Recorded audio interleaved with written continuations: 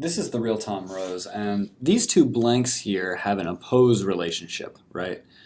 You can tell because it opens with the word despite.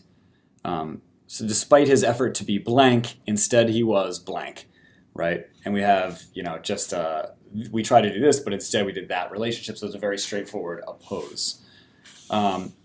It's tough to go through 5 opposes, so I'm actually going to start out by doing a little cause and effect, and I'm just going to do a quick pass to get rid of things that, for the first word, that aren't things that the editor of a paper would try to be. It says the editor of the school paper made a conscious effort to be blank.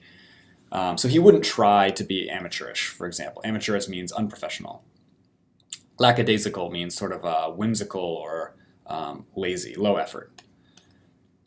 Both of those we can get rid of. Now, an editor might try to be discriminating, so we'll leave that in, and he might try to be accepting, right, if it's referring to multiple cultures or multiple points of view or something like that.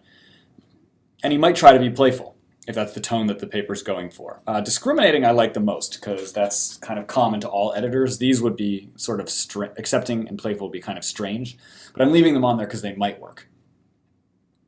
So let's look at the other blank should be the opposite. So is inclusive the opposite of discriminating? Inclusive means we made an attempt to use everything, whereas discriminating means we used almost nothing. So that actually does work. Is judgmental the opposite of accepting? Yeah, it is. Accepting means we were very understanding of all ideas. Judgmental means we rejected a lot of things.